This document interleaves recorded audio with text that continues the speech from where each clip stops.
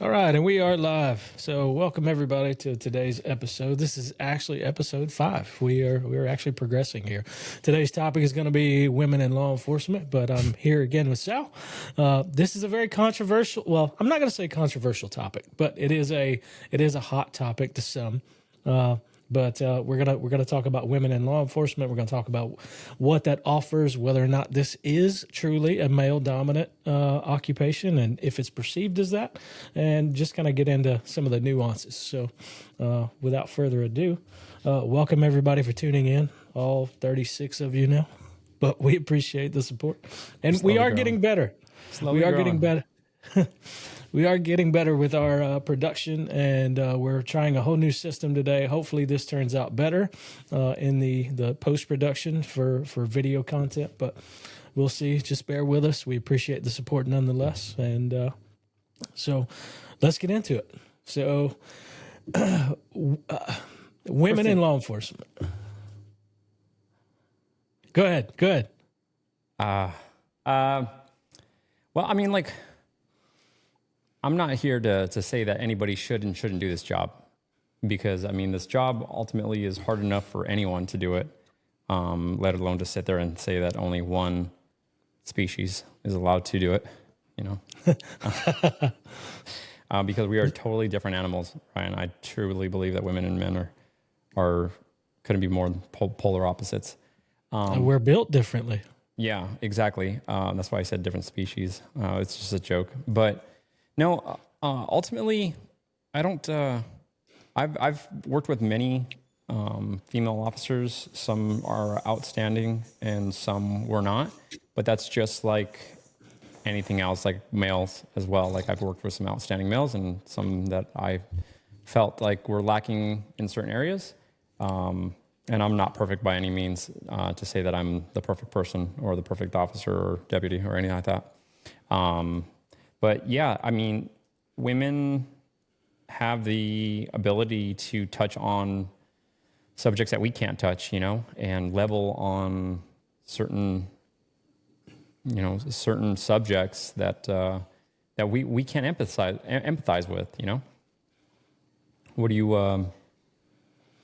know, where if you're in certain domestic situations, I know women are oftentimes, they have that, like that gift of gab, you know, that trust, that instinctual want to trust that person when it comes to the fair sex. I feel like it's appropriate at times to have a female officer, you know. I'm sorry, I got choked up when you said Ferris. You know, you're putting me on the spot here, Ryan. It's it's so hard, you know. That was the wrong pipe. No worries. No, I don't let know, me man. go ahead and say, like, there are some completely badass women cops out there. The I think we both agree that they have to have the same strength and capacity to be able to do the job. I think that is the level playing field that most people are looking for. I will say that just like the military, law enforcement is a male dominant occupation. But before we dive into let's start to ask why. Why do we believe it's a male dominated occupation? Like why is it only either attractive to males, or why don't we have more females in law enforcement? That's a really tough question, Ryan. Like, why do males do this? Like, why do males fart? You know, I it's just one of those things. You know, it's the to me it's the manliest job ever, aside from being a lineman and working with electricity. Like, which I hats off to those guys because I'm not going to climb a pole and mess around with electricity. I'll tell you that much. It's just too Or much. hang off a helicopter, dude. That would be kind of cool though, just to say you've done it before. You know. It would, yeah. But it's just law enforcement. It's always just been one of those burly things, you know, for guys just to want to do. You know, when you grow up wanting to be like the Lone Ranger and you know, stop crime and you know, carry guns and go on car chases and catch the bad guy. You know, fight for society. I think I think you basically just described this as all cowboys. I think I am sometimes. I'd like to believe that I'm that Lone Ranger, that hero. Maybe I have been once or twice, but I think that's why people, why men are so attracted to this job. Of course, and it's not for the faint of heart at all. So why, like, I think we described why men are attracted to it. Why do we think most women are not attracted to it? Oh man, well, it's highly stressful, like way, way, way, way stressful. It takes honestly, sometimes it feels like you have to be a little bit numb, where women are really in tune with their emotions. A lot of these calls that we go to, you really have to kind of be emotionless, like just say, okay, I'll deal with these emotions later, and let me just deal with this. Where women, I think, just having been in so many relationships in my life, and living with one for 6 years, 7 years, it's women deal with emotions in a very, very different way. So I think that might have something to do with it. If I'm being honest, I think the processing of all the trauma. But they can deal with things that we can't. I can't deal with certain things, Ryan. So I agree, and I kind of disagree at the same time there. Because I feel like there's a lot of women that work in like emergency medical services. Because a lot of times when we get buses that come out to the scene, it's almost always a female EMT hopping off of there. You know what I mean? So I don't think that they are averse to seeing trauma. Because in the EMT world, they're gonna see a lot more, probably sometimes more than we do, because that's all that they deal with. But I think it may have a little bit of like security to do with it. You know what I mean? Because EMTs and firefighters, they're not going into a scene until the scene is secure. So I think we can establish that being a cop in general is significantly more dangerous than firefighting than EMS. Easy guys. I think you know what I mean. Like when it comes to gunshots and having the scene secure, you guys know you're not rolling in until the scene is secure. So some of those guys just spit out their beer. That's funny, though. But in general, I just think I think most women that are for like family oriented women, they want to have a family, they want to have kids, and it's just this being a cop is not really conducive to that lifestyle that they're looking for. Especially now I will say that I also know a lot of single moms that are cops, surprisingly, and they do it well. Like my old shift sergeant, she was a single mom, and like I know that, and she was a night shift sergeant, so it was rough. I can only imagine what her life was like, and how little sleep that she got. But in general, I think it just like the military. Military is a male dominated profession, and I don't think it's something that we say women can't do the job. It's just I don't think it's very attractive to most. No, I mean the pay is shitty. Pay is completely shitty. Risk to reward factor, should I say? I mean, I think we should be getting paid hundreds of dollars an hour for the things that we have to deal with. Diffusing a very like dynamic situation. I mean, you could be having a child. You could be having a child choking in the corner and a father wanting to fight you, and then a mother wanting to fight you for fighting the father, and then she's having been in a fight with him already, and it's just you can walk into a complete catastrophe, and it's not. You're not getting paid. You're getting paid pennies on the dollar on it for doing that kind of job. So you have to kind of like the danger aspect of it. It has to strike you as something that you have to do. Like some people, I know some people that were in real estate for 15, 20 years or whatever, and then they get out and they're middle-aged already, and they're like, I'm just starting law enforcement now. And I'm like, Jesus, bro, like what caused you to want to do this right now? And they're like, I've always wanted to be a cop ever since I was a kid, and I just got tired of the the mundane, you know, basic life, you know, and they wanted to just spice it up a bit, you know, and trust me, it gets spicy, you know. So I think that's why males are attracted to it, but females, I don't think there is enough of them that want to do that for that kind of pay. And then I don't know. That's a really freaking hard question to ask, especially since we don't have a female in here. I mean, we need to get a female cop in here. I feel like we do need one on here just for this episode. Yeah. I also know that it's very hard, ladies, to make polyester look good. I get it. Like, I don't know, man. Some pull it off, you know. With those outer vest carriers, they don't do much for a figure.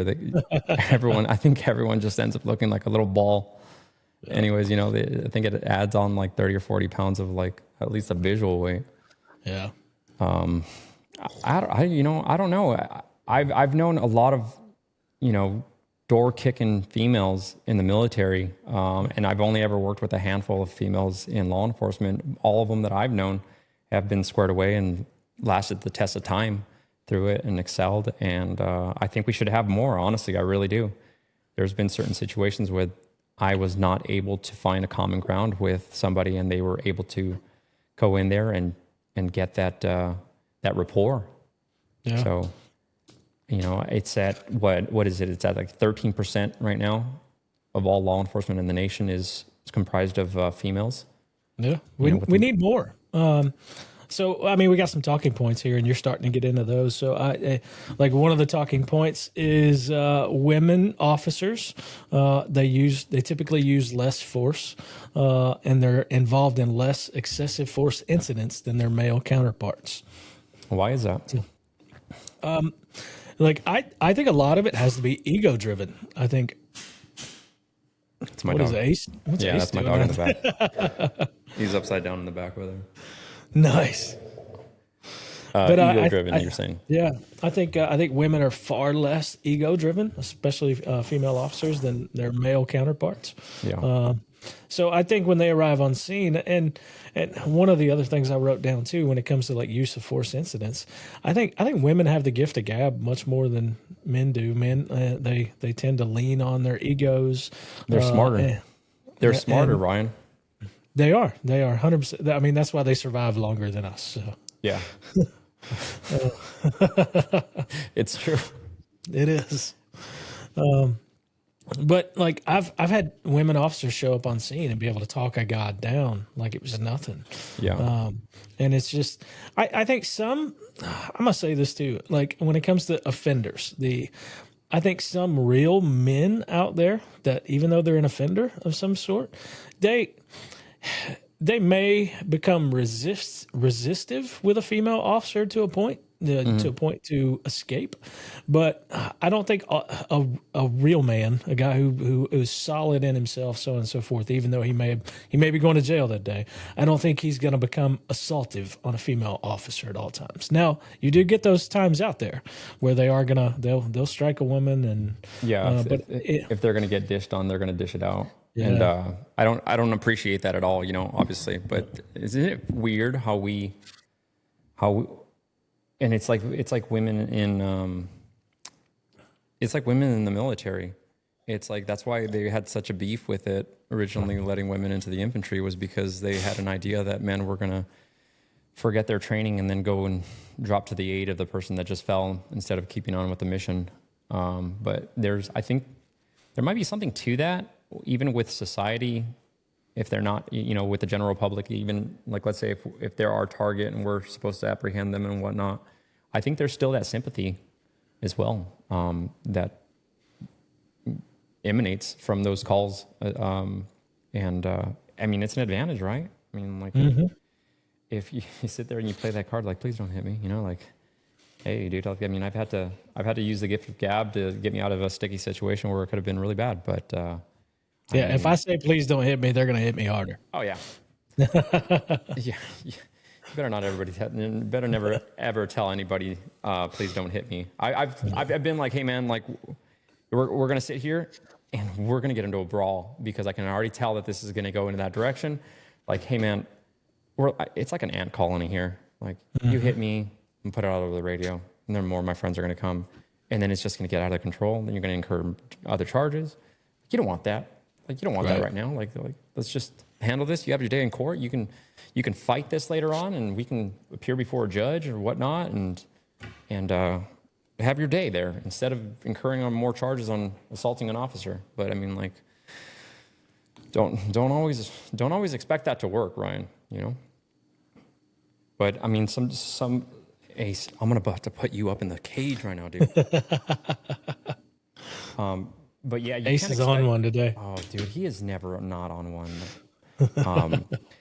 But yeah, you can't always expect that to happen, and you got to be able to throw down all the time in a moment's notice. And I don't know, maybe some females just haven't been punched in the face to know that they can take it. You know, I grew up with sisters, Ryan. I grew up fighting like my sisters, you know, and like you're told not to hit them, you know, but they'll freaking hit you back, and like especially if they're like older than me. Like, my sister was like 5 years older than me, and she just beat me down. And after a while, I'd be like, fight. But we had a rule, like no hitting in the face, you know. That was like the one rule. But like she would always just beat me down anyways because she outweighed me by a few. But that's at my adolescence, you know. And so I know some chicks are fierce and can really dish it out. And I think some of them can really hold their own. Not only that, but like firearms. Like I've known some chicks that can like really they can really get down and have zero bad habits. So when they go into an educational setting and get taught the right way of holding a pistol, the right way of target acquisition, I mean, it sticks in their head, and then all of a sudden you just have a chick that she's winning competitions over you, and you're just like, Jesus. It's like, it's like, what are you gonna say? Like, pretty good too, you know. We're all human, you know, and I don't think that sex has anything to do with how good anybody can be. So I think I would love to have a more of a diverse law enforcement community in the entire nation as well. What an interesting conversation though to have, and to sit there and to think why is this not more apparent, or why don't women want to do this job? We really have to have somebody on here and ask them about. We this. do, yeah. Lisa or Brittany, if you watch this, I may tag you in this video whenever it gets posted. We'd like to have you on and get your 2 cents. Now, I will say, like at the department here, they had 2 badass sergeants that I know of, that I know well, and both of them are badass. Like I would work for them any day. And speaking of work for them, I'm going to get off on a tangent here, just because I think this is a trend that I saw in the military, and it also transcends into law enforcement too. But we need female officers out there. We also need them in leadership positions. But I think we still have a lot of male officers and male service members who do not like working under female leadership for some reason. Yeah, that's that machismo, sexist BS. Yeah. And honestly, I could do without that.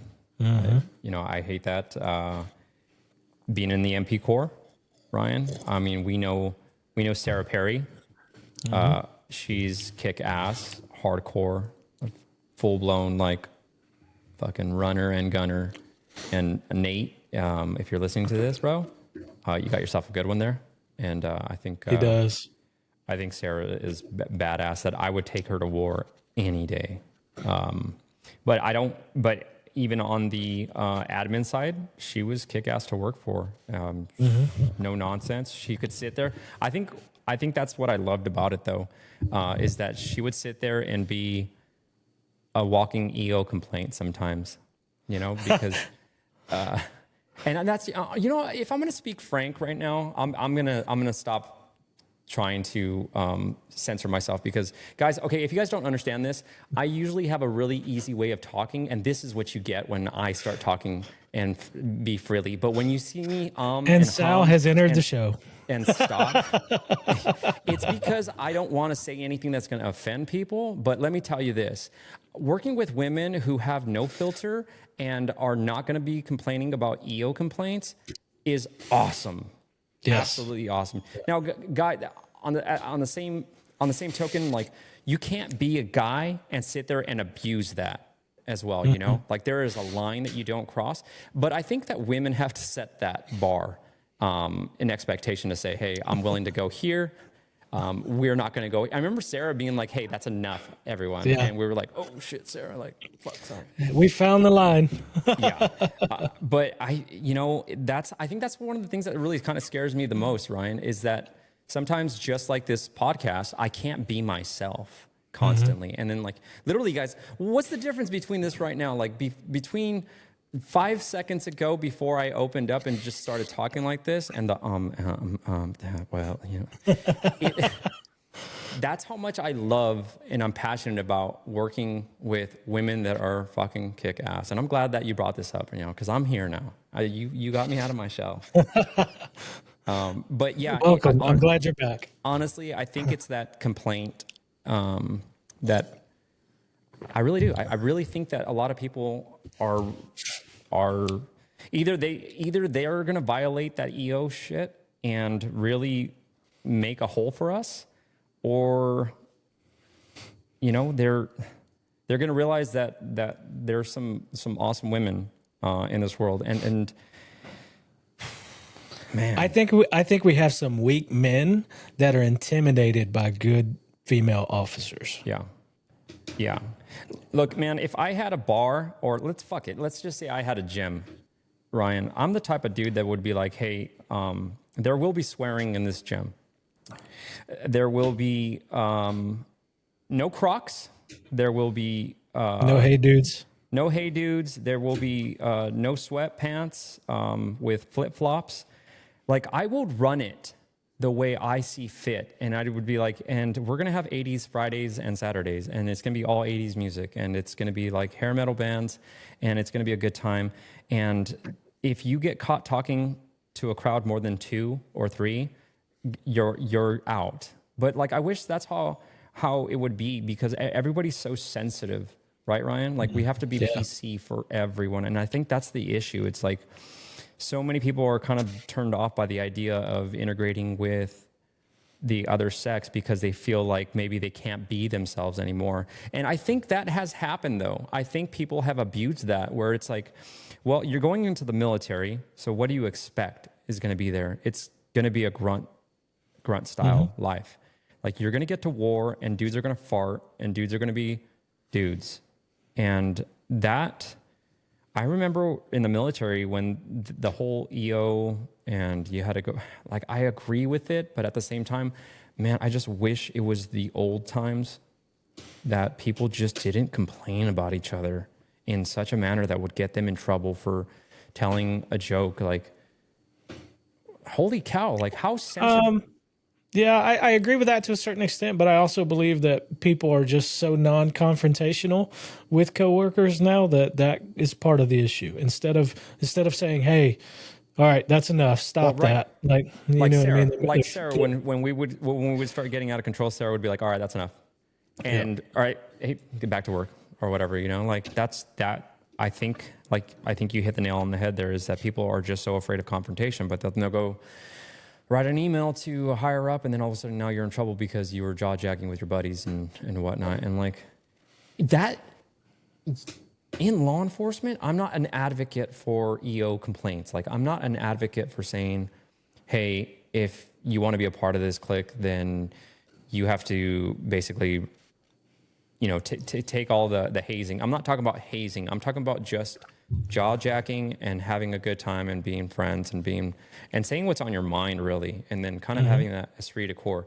But like I think that there's always that fear when it comes to it's like when the IA sergeant walks into the room and everyone's like shh, shh, shh, shh. You know, like everyone's like, oh, and he knows like, oh man, everyone's gonna shut up now. I think that's that. For me though, like I never crossed that line with women in the workplace. I've never dated a woman in my own workspace. I learned That's a good rule to have. I learned that, and I learned that early on, where it's like, dude, don't crap where you eat. Like, it just ends horribly. But yeah, I don't know where I was going with that. I had a point to make. Anyways, yeah, fuck. I totally lost my train of thought. I'm sorry, Ryan. My bad.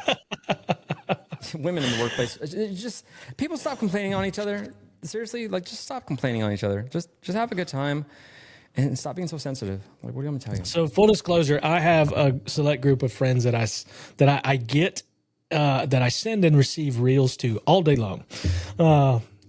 A few of those are actually women officers, and some of the stuff I get from them is equally raunchy. as disturbing as the stuff I get from the male. From me, I wasn't going to throw you under the bus, but you're bro, welcome. my what do they call it? My algorithm is rotten to the grave. Like it's bad. Yeah, and why can't we be like that anymore, Ryan? Like when did that start becoming a thing? I don't know. No, I get the whole professional policing, and I understand the ethos behind that, and you want to make it as professional a workplace as you can, but you also got to remember, like these guys they're working in a trauma surrounded world. That's the world that they live in, right? Yeah. So they have to be able to joke and cut loose, and that's their coping mechanisms, and we have to understand and comprehend that. Yeah. So to say that you can't behave like people do is wrong. Okay, so I now might catch some backlash for this, but I mean I shouldn't. But the general public gets to say whatever they want, Ryan.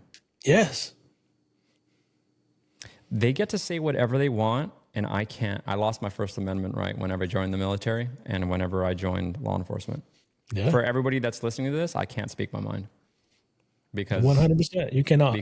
because somebody will complain about it, and then they'll make an example, and that's because that's the way society is right now. And I don't think that I wouldn't even take it personal. Like really, honestly, if I was working for a company or an organization and they were like, hey, you said something on your social media and it borderlines, it goes against our policies and procedures, and we find that you were tasteless in saying that. I would honestly, what am I going to say? Like, it's my God-given right it's my given right as an American to have a First Amendment and to be able to speak my mind, without disturbing anybody else as far as like an environment, like a public place. I'm not causing a scene. I'm just sitting here speaking what I feel is my truth. But I would take it and say, hey, you know what? Do what you got to do, because life goes on, and I'm still going to, trust me, Ryan, you want to see something crazy? Unhinge me, like my mouth unhinged. Like this has not been unhinged since 2009. I have not been able to speak my mind since 2009. And I got back. Oh man, never. I'm just going to no.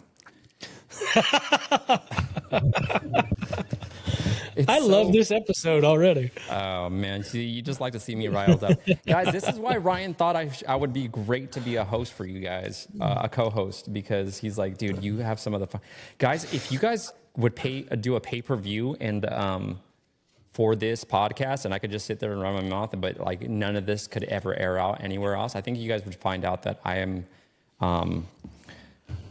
funny in the best way, but I have no filter. This podcast is filtering me, guys. I'm what you call a man's man. I went to war and almost died a lot of times. And I sat there and we made jokes of it the whole time. Like we literally, because that's the way we have to process that trauma, just like you said, Ryan. And I think in this job, I think you have to be able to do that. And I'm not pointing out any agency right now. I'm really not. It's just more often than not, you hear that firefighters and law enforcement, even nurses, are like having to be censored, and I think that's just, man. How do we get on this? I don't know how we got on this. The original topic of this podcast was women in law enforcement. I'm not sure how we got here, but we're here. Welcome to the show. Oh man, I think that. Oh, okay. So I think that's why men and I don't speak for all men, but I would think that in my head, for my idea is that I think that men are afraid that it is threatening their comfort in the workplace, and having that, having the ability to kind of just decompress and say whatever you want, I sat there the other day and I kind of watch law enforcement in whether it's highway patrols, city, municipalities, whatever, or county. I watch them because I travel and I get to see other agencies in other states and stuff with canines and stuff like that. And like some of the funniest conversations are with those regular police officers just being rude, clowning on each other, being funny, and just maybe even being raunchy sometimes, but it's just funny. And like the whole time we're sitting there, you're about to get bit by a dog, Ryan, and he's 110 pounds, and the chances that he might not bite your arm and bite your head is imminent. Like it's an imminent threat, dude. Like it's possibly gonna happen, but you put yourself in a position and then all of a sudden you start screaming or whatever and people are laughing at you, or like you do something dumb and then they're like, oh man, that dog was gonna F you right now or whatever. Like it doesn't matter what it is, but like you're sitting there laughing, but like could that be an ego complaint? Absolutely. Mm-hmm. But I'm never gonna make, like somebody making fun of me, I'm never gonna be like, hey, he was teasing me. Like, man, you're in the wrong profession. Like I keep that shit 80s, bro. I keep it so 80s and 70s. I'm pretty sure I'm on the spectrum, so it doesn't matter. Which one? Of the tism? Yeah. Yeah, maybe. I think we all have to be to do this job. You have to be a little crazy to do this, Maybe women are too sane. Maybe. But there are some crazy ones, that do this job, and I appreciate them 100%, man. Like I had this soldier. No, she wasn't my soldier, but I was. She was a co-soldier. Her name was Brandy Moore, and she ended up becoming a sergeant. I think she might still be in right now, but she was so fucking kick-ass. And one of the loopholes into going into the armed, or what do you want to call it, like combat, like a combat role for females was like the loophole was being an MP. You could be a female and really? go to yes. You could be a female, go into the MP Corps, and you could get into combat and have a role as a warfighter and step outside the wire and do all those crazy things. So dude, in combat, man, she had her head on straight, bro. And I would go to war with that chick any day. Like top 5 people I'd probably choose because I know she would outrun me, bro, with the holding the guide on. And she's like, you're looking like a little bitch right now. And I'm like, what the fuck? And she was from Texas. She was fucking crazy, bro. Like, but just, there are badass women out there, just like there are badass men out there. And there are people that are weak, just like anybody else. Like there's just, to say that that only men should do this job, that's not me. I think everybody can do this job, whether you're short. Like we need short people. Fuck, man. Ryan, I used to jump, man, getting into law enforcement.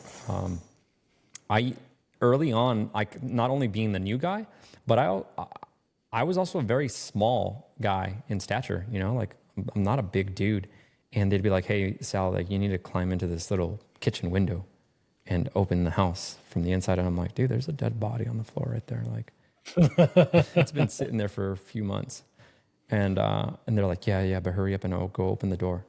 And I'm like, what you want me to climb through this window and then somehow get my legs through what I can't already fit through and then climb over the sink and then hopefully not fall face first into this pool of bile and then somehow Iron Man jump over the entire kitchen to land on the carpet and then go and unlock a door that I think is deadbolted from the inside. And then you have cat-like reflexes. You're okay.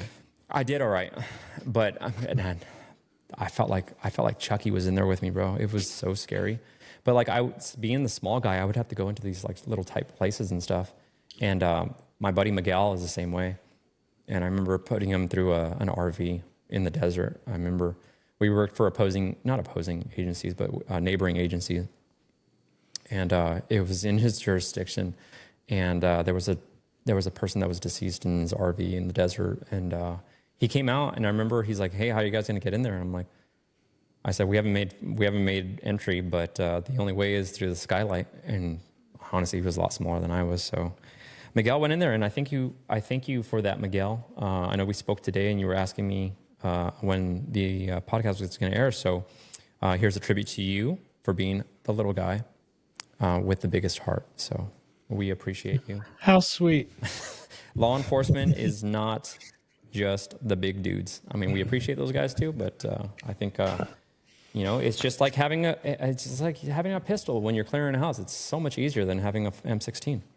Yeah. I mean, I'm not a big guy either. I'm 5'8", so I think you're taller than me. Nah.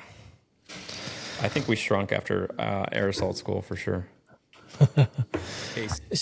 So we've talked. I think a lot of what we've talked about have been like women in. We've kind of generalized it to patrol officer type duties, right? Mm-hmm. Yeah. I know a lot of women detectives and agents out there, and I think in some. I think in many cases, when it comes to being a detective for like special victims or child cases, I think they make better detectives than their male counterparts. What are your thoughts on that? Oh, absolutely. It's just like I knew a female by the name of Cindy. Her last name will be edited here. I'm not gonna say it out loud, but she ran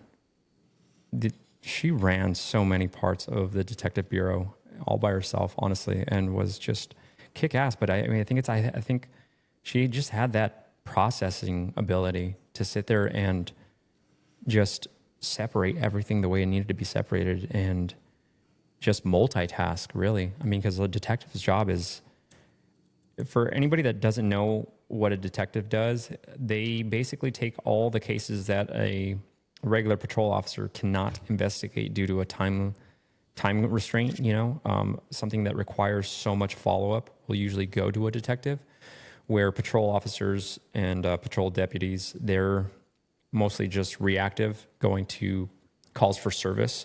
So, detectives usually get a huge caseload. I know some departments, they have like 200-300 cases that they're constantly working, and it's overloading, bro. It's like it's crazy, but she could kick that. She did that job like nobody's business, bro. And I agree with you 100%, man. Women are great detectives, bro. They're keen on picking up small little details, and they're detail oriented. And I think, honestly, if you don't want to be kicking down doors, be a detective. Honestly, there's a lot of good work to be done there. I think they're better at eliciting confessions too. So, yeah, my fiance gets a lot of confessions out of me. She just sits there and pouts sometimes. I could just come home and like, "You all right?" And she's like, just "Good job, Kat." And I'm like, she's like, "Have you been doing shopping?" I'm like, "Yeah." Yeah, why? Like, what'd you see? Did you see the exhaust system for the car? She's like, "Keep going." The new gun. That and keep going. It's like, okay. I don't know about you, man, but I just like being honest, bro. The truth hurts, and it's so easy to speak to women and just spill your guts, for sure. What is that? What is that? Why is that, Ryan? I don't know. I tend to think back of like being around my mom. My mom could look at me and get me to admit something I really didn't want to. Like, she knew when I was bullshitting, and like, man. You know what's funny is like when you were a kid, Ryan, did you ever think that you invented lying? Like you felt like you discovered going down the street was like a new, it was just like a new frontier. Like nobody knows behind this alley. Like nobody knows behind this ball field. Like this is like the hidden thing. Like I've discovered this. Like, but man, like your parents, they've been and done and seen everything, and they've watched you grow. So they watched that first expression on your face. And what's funny is that women pay attention to little nuances when you communicate with them. I mean, they look at your eyes, they look at your mouth, they look at your body language. Like, I think they just do that naturally. Like, we're guys, we have to be taught like policing and body language, you know, and I think they just do it naturally. So my mom, she would call me on my bullshit. But what sucked the worst is when she wouldn't call me on my bullshit. When I could tell that she knew that I was just completely full of shit, She's like and sulking it. she was just like, "Oh no, he's gonna live in that one for a little bit." Man, that is bad, bro. My mom, my mom was crazy. I'm just gonna say that. Everybody has this idea of my mom and being like the sweetest lady in the whole world, but man, she was a spitfire, crazy. Women, I'm sorry, Ryan, women are crazy to begin with, and I think men are crazy. You know, sometimes, Ryan, people are like, I don't know why dudes turn to men, and I'm not advocating. But when you deal with crazy enough, Ryan, I'm sure that the lack of option, some dudes are just like, I'm not dealing with my mother. So then they end up turning. But holy hell, buddy. Like, my mom was so freaking nice to everybody else. And then you get her behind closed doors and it'd just be like, "Rah!" And I was like, fuck. I felt like I was in like in Jurassic Park with a velociraptor, and I just go fucking running underneath the bed and stuff. Oh, man. Sorry, guys. If you guys know my mom, everyone's, for like my family that's going to be watching this or whatever, like, yeah, she wasn't the nicest person all the time. Like, everyone's like, you're so sweet. But yeah, my mom knew when I was lying, bro. Isn't that fucking weird? So crazy. But yeah, getting back on point, I think women have those abilities to do that, Ryan. And I think that's why they make such great detectives. So I also want to talk about like I've never met one, and you don't see. Yeah, I've never met one, but oh, this episode is going to get so edited. But SWAT officers. I know that there are a few women SWAT officers out there, Yeah. or on TAC teams. I've just never met one personally. I would like to. Yeah. And as a matter of fact, if anybody is watching this episode and you know of a female SWAT or tactical officer that would like to be on the show, have them reach out or tag them in this video. We would appreciate that. We'd like to have them on. Oh yeah. That same female that I was talking to you about, her name was Cindy. She was a SWAT operator, bro. And she was kick ass. She actually retired here recently from local jurisdiction out here. And believe it or not, she went into nursing. Really? After I think she did like 20, she might have done 25 years of law enforcement and then went into nursing. But she's a class ahead of my fiance in nursing school. That's awesome. I know. Isn't that crazy? That is kind of crazy. It's like you didn't have enough, so you spent a whole career in policing, and now you want to go into nursing and super smart, yeah. bro. Like, super smart. And I'm just like, that's so wild. Like, you did 25 years, and then now you're gonna go into the pit. You know, like, you know, I think I missed my calling because I think I could have been a nurse for sure. Like, I've seen male nurses at the hospital.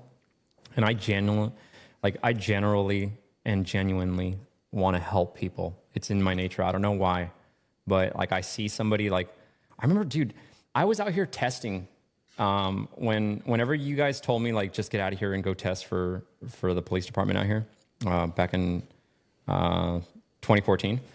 Yeah, I got here and I was so like, you know, like, oh gee whiz, like there's a man walking across the street and he has like a cane and he's like barely hobbling, and I was like, I'm gonna get out of this rental car right now and I'm gonna go help him, you know, like I was like bright-eyed and bushy-tailed, and I was like, I'm gonna be a servant in this community and I want to start now before I even got this job. And I got out and the guy's like, get the fuck away from me. And I was like, I remember I was on the street called McCulloch out here and Acoma, and I tried doing that. And I was just like, man, people suck. I'm out here. I felt like just throwing him into traffic. Like, fuck you then, motherfucker. I'm trying to help you. That's a joke, everybody. I always thought about being a doctor just for the mere fact that I wanted to wear scrubs to work every day. You could be a doctor, Ryan. Like, you're smart enough to be a doctor for sure. Like, I think you could still do it. Like, yeah, I don't know. I think you could, dude. Could you That's a imagine? lot of schooling too, and I'm Which- 46 now. No thanks. Do it, bro. You'd be 55 starting your practice. All right, open up.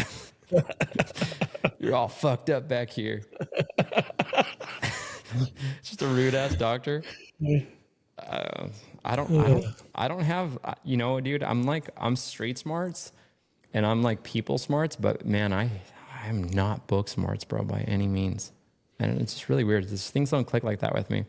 It's funny how, have you ever seen like those tests, like those IQ tests where they're like, okay, like there's a gear on the top and then there's a gear on the bottom, and in between them, there's like 30 gears. And they're like, if this gear is spinning in this direction, which direction is this gear spinning down here? I can look Yellow. The answer's yellow. I can look at that and figure it out like fast, like really fast, like super fast. And like crossword puzzles, like I can figure them out pretty quick. Mazes are pretty good. But like my, what do they call it? Like not your GT score, but what was it? Your ST scores. Yeah. So like your mechanical skills and stuff. Yep. I remember mine were off the chart when it came to that. Like people were like, man, like I think that's why I kind of flow into mechanics, because people are all, like, my fiance was like, how did you know how to break this whole entire truck down? And I was like, it's just one bolt at a time. And just having the memory of how it went back together is just kind of like reverse recording, you know? But if I don't sit there and repeat your name at least 4 times within our first conversation, I'm going to forget it. It's really weird. Yeah. Like I am terrible with names too. So like my test taking abilities, Ryan, like I just don't know how to retain the information of like going to school, you know? I'm sure I could do brain surgery, like for sure. Like you could probably teach me. If we had to, if like we were in like the 16th, 17th century and like doctors only learned by having an apprentice and, you know, there wasn't really much schooling. I'm sure I could be a field doctor for sure. I'd be like, all right, yeah, this is how everything works. Like once you show me how to do something, I can do it. I don't know why he does it. You remind me of that kid from the original Fast and the Furious. He's like, there's something about engines that just calmed me down. You know, he's like, it's something about cars, and I have that attention deficit. That shit. Yeah, that shit. But when it came to cars, and you know, I could take them apart. Yeah, no. Jesse was a pussy, and The fact that you remember his name. you know what's crazy? Yeah, you know what's crazy is how do I rehearse? How do I just spill that out? And bro, that's how my mind works. Like I can sit here and recite movies to you, but I can't. If you ask me like, hey, what's verbatim, what does the statue say? I'm like, no, You're good at numbers too. We developed the talking points for today, and there's only 2 numbers that on all of this talking point, and he spit them out in the first 5 minutes. oh yeah. Well, you got to get what you know out there real fast. You got to be impressive, Ryan. Right? You got to sound like you know what you're talking about. You got to lead the conversation. I was like, wow, 13. He's already a page in here. So yeah, guys, we have some talking points sometimes because otherwise we're just going to sit here and banter back and forth. But yeah, I've seen some fucking chicks that are some badass dogs. Speaking of which, on operators, man, Ryan, I know some chicks that are some hardcore canine handlers, and they do really well too. Like there's just to say that women are good at this too. People are good at things. Yeah. You know, I think we're all great. Honestly, I think we all have our abilities, and I think more people. If I can be a cop, anybody can be a cop. I mean, it's just how bad you want to do it and how much shit you're willing to take. Right. You know. So one of the other talking points that we had here listed for the lady officers is they receive fewer complaints and no, not that one. That's studies have shown that female officers are named in fewer complaints and lawsuits. I think that's probably factual. Yeah.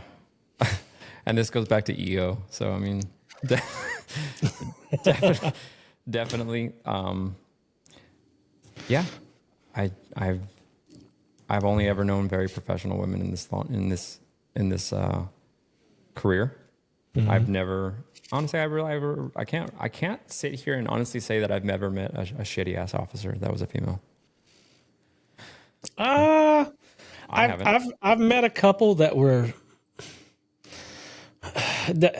so I think I understand why this certain people feel certain way about women, but they'll take a few bad apples and they'll wrap an entire opinion around it, like and that's not the way we do things.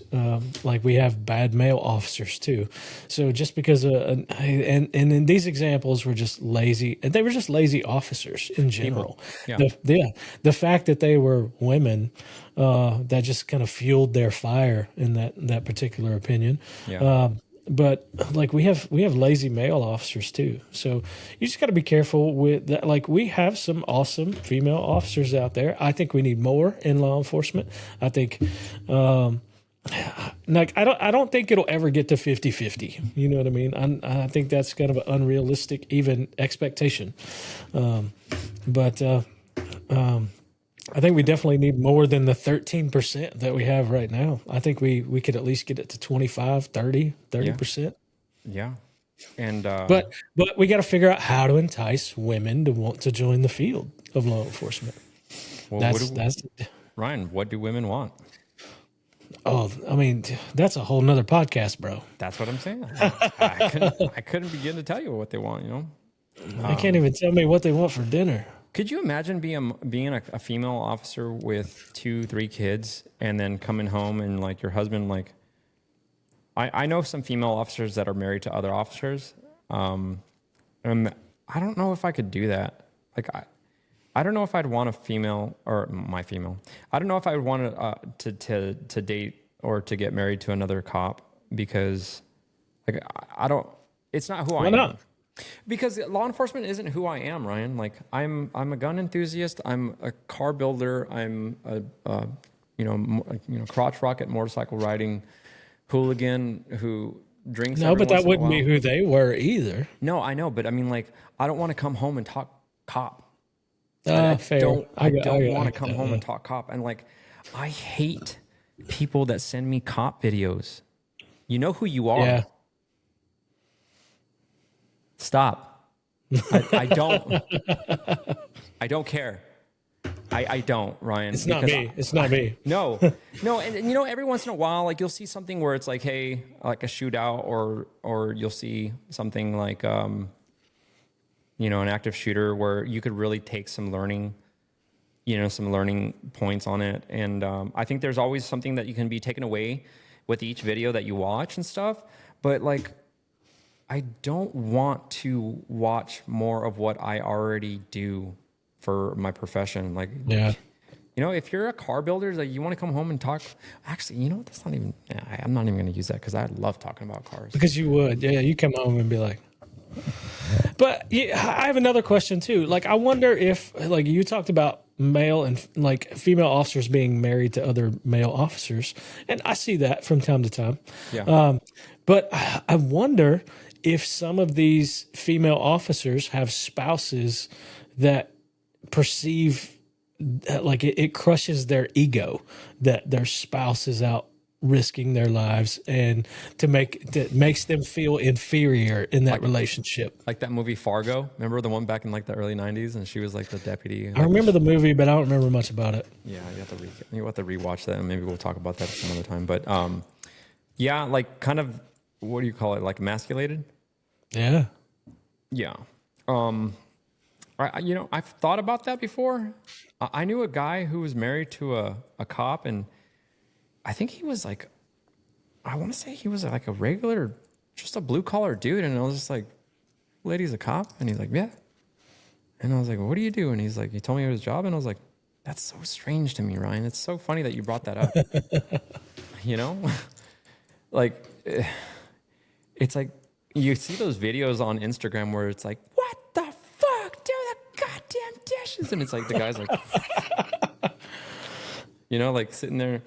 I would think that like, it would probably be like that a little bit. She would probably wear the pants. But you know, it's crazy. I wonder, because sometimes you hear that maybe I shouldn't say that out loud, but like, You should. I heard that there was a statistic, and I mean, obviously there's, if you can think it, it's happened, but I once heard something about a statistic about female officers being victim to domestic violence in the home front. And that it goes unreported because Yeah, I would agree with that. I've actually seen that firsthand a couple times. yeah. And isn't that crazy how you can be so alpha on the street and then come home to becoming victimized? Like I think it's a denial factor. They don't want to believe that it could happen to them, just given their profession. But it happens, man. And it happens more frequent than I think law enforcement wants to acknowledge. man, I don't know why I got onto that. I don't know why I said that out loud. Yeah, you just killed the mood there, buddy. Like, we were just talking about badass female officers, and now we're talking about female officers what? being victims. So. Maybe we should say this like, hey, it's not okay. Speak up and speak out. And if you need me to come take a report, hell, I'll take it all day long. We would love to have a female officer on here. I'm going to sit here and dissect them. Because we can only talk from our perspectives. Like Lisa, Brittany, if I'm gonna tag you in this video, and if you don't agree to come on, I'm gonna be heartbroken. Here's the equivalent to what we're doing right now. I could see two chicks being like that have no business or maybe have no idea about engine building, and they're like, "What do you think the firing order is on a 1970s Ford 460 with the FE engine block? Do you think that a bigger gap in the spark plugs would have any effect on the combustion and the timing?" I think it's that fucking crazy that we're sitting here talking about women and what they want in law enforcement. I think it's weird. But if anything, I think we are making a better case that we need more of them. You know what I mean? Yeah, absolutely. We're not dogging women in law enforcement. No, absolutely not. Like, I'm going to be the first to say that we need help. We need more people out here. Honestly, we want to hear what you guys want. We want to hear what it would take for you guys to want to jump in the hot seat and do this job, or why. You always hear of, oh, I was going to be a cop, Ryan. Like I was going to go. I had a date for the academy. I was going to serve, but I was going to serve. Yeah, I was going to serve. But I can't. I'll punch a drill sergeant. Oh, okay. And those guys are like, I was gonna buy a motorcycle, but my wife wouldn't let me. Yeah, man, I tell that to people all the time when I don't want to buy their shit, and I'm like, oh yeah. Oh, I gotta talk to the wife first. And Kat's in the back, and she's like, he doesn't have to talk to me, and I'm like, shut the fuck up, fucking go with it. She dimes me out any chance she gets. Oh, but yeah, I don't know, Ryan. I think. Shit, Ryan, I'm out of fucking material with it when it comes to this one. I think that's a wrap, folks. No, but we're... Oh, shit. So you guys know how hard it is to get on here for two guys to sit here and talk about things and keep things interesting? Trust me, it's harder than most people think. It's easy with Ryan, though, because Ryan will oftentimes pick me up before I'm falling down on my face and be like, all right, get back up.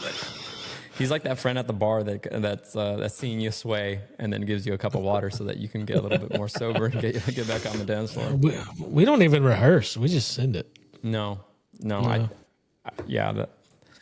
You think they rehearse? You think other people rehearse, Ryan? I think they may rehearse. I think they probably go over their talking points before they get into it. We don't. We create something to have material to talk about, but we don't always stick to it. I think You know, it's so funny that we started this whole thing because I ask Kat, I'm like, what if this takes off? What if this fucking takes? She's like, of course it's going to take off. Just keep doing it. She's like, it's bound to happen. And I'm like, what is the thing that would make us famous when it becomes, if it got to that point where it got so, you know, large, like what would be the one thing that we say? And I wonder about that. Like what's going to put us on the map? It's like maybe us saying something dumb. Probably our blooper reels. I'm going to call you up one day, Ryan, and be like, hey man, I just got fired, bro. Like we really got to kick this thing into high gear because I put all my eggs in this basket. No. What else? I mean, what else would you want to do other than, I mean, you're in that perfect position right now, Ryan. About wanting, man, the world is your oyster, brother. Like you could go do whatever you want right now, bro. Like your kids are old enough that you don't have to sit there and like they're out of the house. You know, you succeeded. My kids are grown. You succeeded. You and your kid's mom, you guys succeeded in raising two great kids. And so now, like Ryan, like you're done. You just finished an enlistment, bro. Like you're done. Like you don't need to go do that. Like, man, you have a fresh restart, you know? You know, as much as I hate to say it, I've already been looking at other law enforcement jobs out there, buddy. Because just see, guys, it's an addiction. I'm Ryan, stupid. You're a sick person, and you have a problem. I told you I'm on the spectrum. It's fine. Everything's fine. Oh man, for those, yeah, you know, it's built in you, Ryan. Like, what else are you gonna like? You know, you're that type of guy that's not going to sit there and sit by while somebody's getting beat up. You're going to go over there and be like, all right, dude, that's enough. Like, you're done. Yeah. And I'm not going to say it's part of my identity because I think a lot of military members and law enforcement officers, they get wrapped into what they do as part of their identity. And I don't think that's the case. I can, because I don't need a badge or anything to help somebody or to be happy. But it's like looking back at my life and it was what I was good at. And you want to work hard and you want to be good at what you do. I don't know what else I'm good at. Oh, I mean, I think you're going to be great at anything that you put your heart into. And I know people hear that all the time in like Hallmark movies, you know, like you can do whatever you want to do. But it's true. Like you can do whatever you're so enthusiastic about, do that one thing. Look at what we've created in just a short 4 weeks. Yeah. Like sitting here and just doing this. I mean, like the opportunities are out there. Like just find out what you're passionate about, and maybe it's a little bit of an exploration. Did I ever tell you about the time after I became like after I became after I got my pro card in bodybuilding? Like no. I went through a really, really weird time in my life. Like I wasn't happy where I was working at. I had just ended my relationship with my girlfriend at the time, and I was truly lost because I wasn't working where I wanted to work. I wasn't working under who I wanted to work for.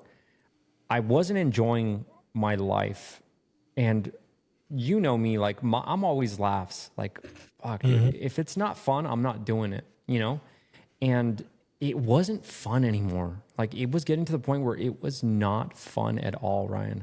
For the record though, you could make shoveling shit fun. Trust me, once I start shucking fucking shit at you, we're gonna have a little war. But yeah, thank you. I think you have that too, you know, like it's just stupid details we can make to be a lot of fun. But I hated where I was at, and I hated myself for letting myself sink to that level of living by somebody else's terms.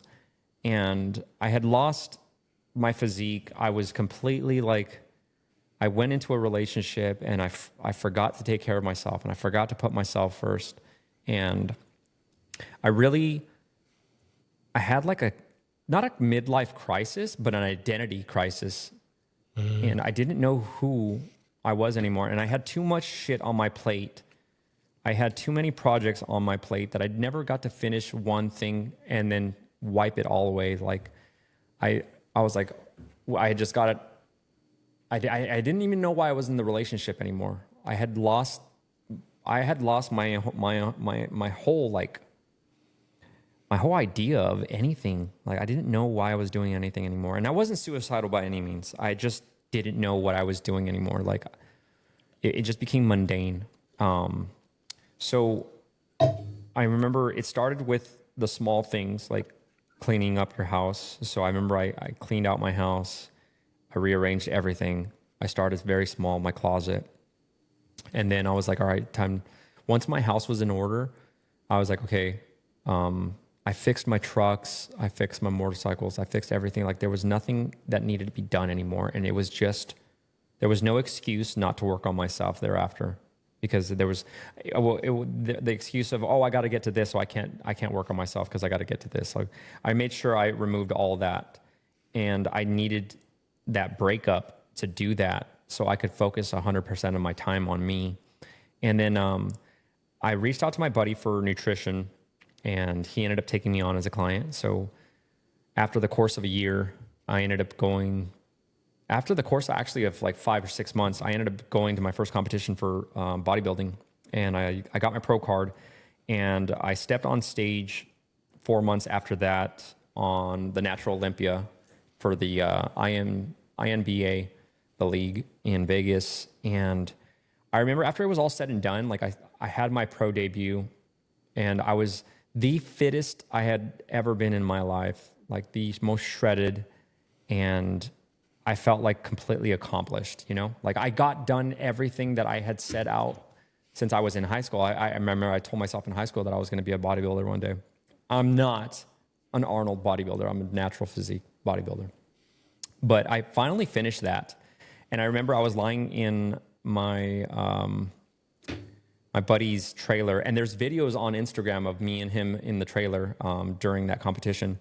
And he ended up leaving me on the strip by myself that night. He ended up meeting a lady friend, which I was okay with because I was just like kind of flooded through emotions.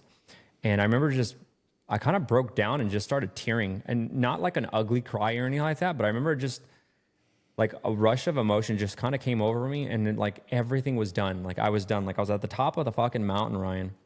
And I asked myself, what's next? Like, now what? Like now, okay, you got the house you wanted. You drive the truck that you want, the car that you want. You have the boat that you want. Like you have the job that you want. You know, like your physique is what you've always wanted it to be. I had this idea. I remember you telling me this story now, but it had And like I got there and I just fucking started crying because it was all done. Like my plate was complete. And then at that point I got a moment of clarity of like, what's the most important thing to me now? And honestly, it was my happiness. Like it didn't matter what I was going to do thereafter. It was just about, I mean, me and my ex, we ended up getting back together. She's my fiance right now, but at the time she was my ex.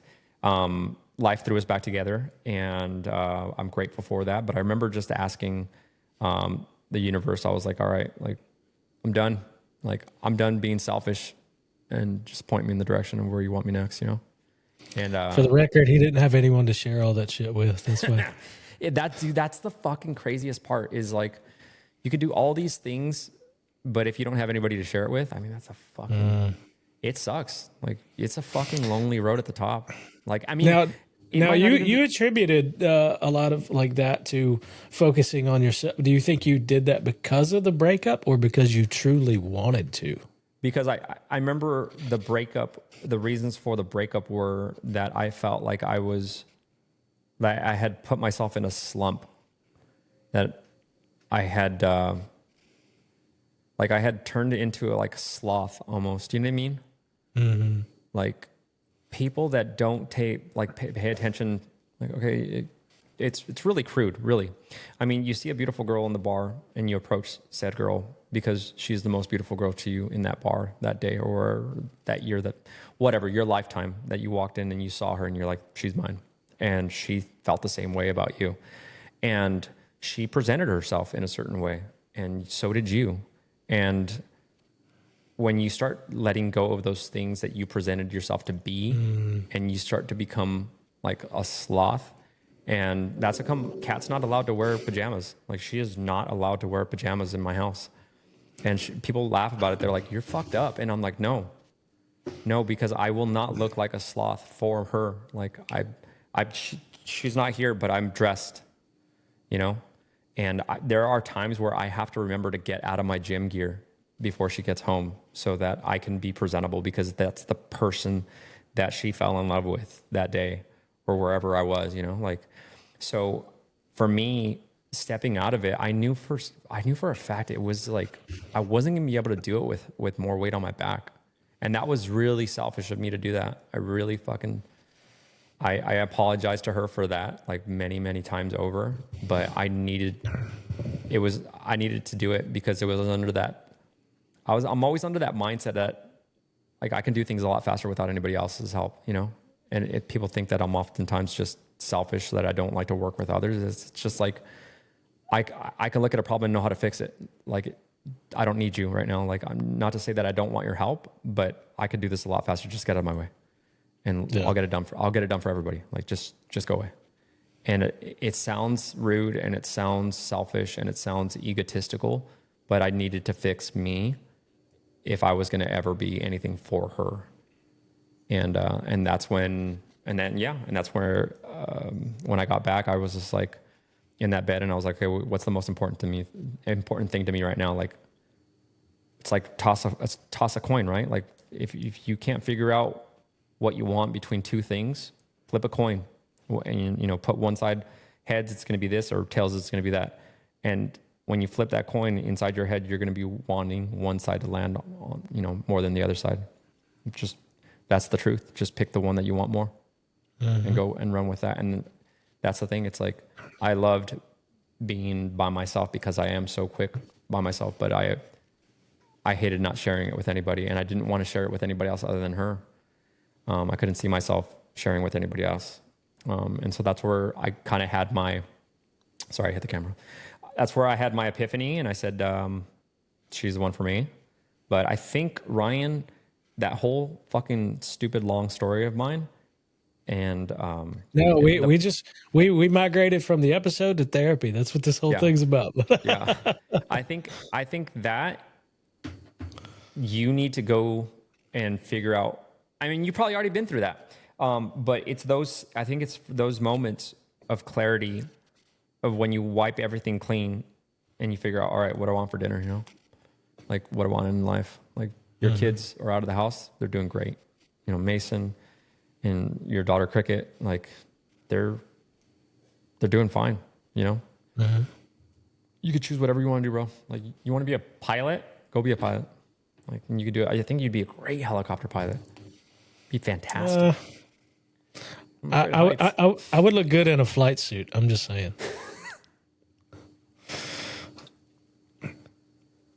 I think so too. But yeah, I think you just got to figure out what it is that you want to do, bro.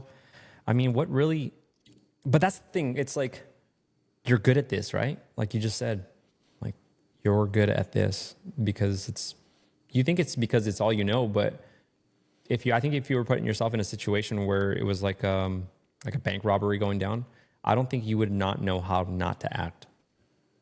Yeah, fair. Yeah, I get that. You know what I mean? I mean, ultimately, I'd like one day to work for myself. You know what I mean? I would like to ultimately be in control of all of the minutes of my life. Now, whether or not this takes off and one day becomes that, maybe. If that's a possibility, then I'm great. Yeah. But we should just go be bodyguards, you and I. Like a personal PSD. You can do all the. We can do all the like the overseas things and stuff like that. That maybe do. Yeah. Executive protection in Dubai. I've always wanted to do things like that, man. Oh, man.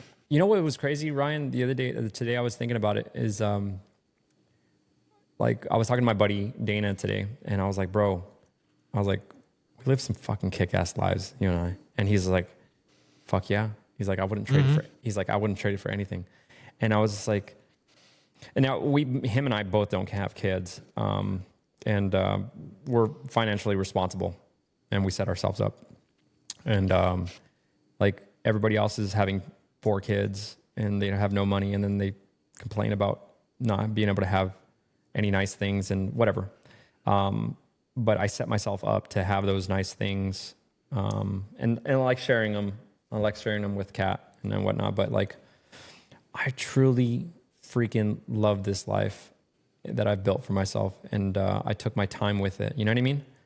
I didn't rush into anything other than joining the military without really doing research, or becoming a cop without really doing research, or But like I mean, that seems normal for you. But I did this methodically. Like, remember getting out? Like, shit. But I'm not here to toot my own horn about that. But if I have a message to say on this podcast today, guys, it's A, women can do this job, and I'd like to see more of it. And B, take your time with whatever it is that you guys want to do. If you guys want to be cops, be cops. If you guys want to be nurses, be nurses. Just enjoy what you do, and I think everybody will be good at what they love to do. So truth be told, I'll give you, I had a thought the other day. I was actually driving around in my truck, and I was still trying to figure out, like, the problem is I keep trying to figure it out. And whenever I try to figure it out, I feel like I'm a Christian. I believe in God, and I believe that God has a purpose for all of us. But there are times that I'm like, man, have I already fulfilled my purpose? Like, what? So am I done? Like, I don't know. So sometimes when I think about going back to police work, and I'm like, I know at one point in time, I felt like that absolutely was God's calling over my life. Mm-hmm. And now that I'm not associated with it anymore, I'm like, man, am I shucking God's calling because I didn't want to do it right then? So I don't know. These are just some spiritual battles that I'm deal with on a daily basis. And I know I don't have to figure it out right away. I just have to. There have been times in my life when I think God wanted me to trust Him, and I didn't. I failed there, and that I'm trying not to repeat the process and just panic and try to take charge of it myself. You know what I mean? Yeah. I don't know if it's God's, like, because I was born and raised Catholic, and I have my own beliefs, and just like you, Ryan. I think. Honestly, the best things in my life have always come when I just let go, and it's hard to do, and kind of just trust it and say, oh, well, if this is going to be for me, then it will be. Like, however many law enforcement agencies I applied to that I never got into, you guys, if you guys are listening, if I ever applied for your agency, you guys missed out. You did. Because I'm a fantastic person. No, I'm just joking. But I'll tell you what, if I would have been picked up by a California agency, I would have not met Katarina. I never would have met her. And if I would have got picked up by the jobs in Phoenix, when I applied 5-6 years ago, I would have never known Katarina. Hell, Ryan, I don't think we would have ever been doing this right now. Yeah. I think you're supposed to be. I think you're where you're supposed to be. And I think once you just kind of let go and stop worrying about it and just live your life, I think that's when life happens. And I don't think you're capable of making a bad decision, Ryan. I really don't. Oh, I'm pretty good at that. Yeah. I think that if it's something that you can control, I don't think that you're going to be making a bad, like, I think you watch your steps, so I don't think you're going to go into something stupid. I think you're going to be very calculated. What somebody else does to you in that line of work or whatever, I think that's something completely different. You can't control anybody else's actions, but just like I switched gears and I changed to a different department, hey, like I said, it's if one place is not your audience, change your audience, and then maybe that's just what you did. Maybe it's just that wasn't your audience and you didn't feel like it was the right fit, and that's okay, because there's 100 different brands of shoes out there, and I own all of them. I own. If one doesn't fit, that's okay, man. If one relationship doesn't work out, that's okay. There's plenty of fish in the sea. I mean, like, how many billions of people are there in the world, Ryan? Oh, bro, I don't even know. Now you want me to do math on this episode too? I can't math right now. But that's what I'm saying. People get so hung up on just like, oh, I miss my ex. Like, I'm like, bro, there's how many billions of people, and you just have to get, you just got to get it right once. I think that's the cool thing about life. It's like, to be successful, you only got to get it right once. I mean, you got to get it wrong a lot. You might get it right off the first bat. Like right off, you might get it right like off the bat, should I say? But honestly, like, you only got to succeed once, and then just don't fuck it up. It's like becoming a cop. It's like becoming a cop is the easy part. Like holding the badge for a career, a life, like that lifetime is the hardest part. It's like not losing it. I think that's the one thing that they don't tell the public. It's like getting it is easy, keeping it is hard. It's a full-time job. Yeah. I can't say what I want, Ryan. I can't speak my mind. I can't speak my mind. And that's going to wrap this episode. And we want to thank our sponsors. We want to thank O'Reilly's Auto Parts for sponsoring this episode today. If you feel like you can't stop in life, you might want to get your brakes checked. No, I'm just joking. No, but I think that will pretty much wrap up this episode. So for all of you that have joined, we started this episode talking about women in law enforcement, and I think we did a fairly decent job of sticking to our talking points. We we chased a few rabbits, but it's fine. And then we moved right into therapy for both Sal and I. So it's great. So I hope you enjoyed our therapy session. And well, you know what they say about the truth, Ryan. It never changes. Fair. So, all right. Well, thank you guys for joining us on this episode. We will get this edited and posted as soon as we can. We hope you have a wonderful weekend ahead because it's Friday night for us, and this is what we're doing. So, have a great weekend, and we look forward to you in the future episodes. And we love you, fam. Love you guys. Be safe.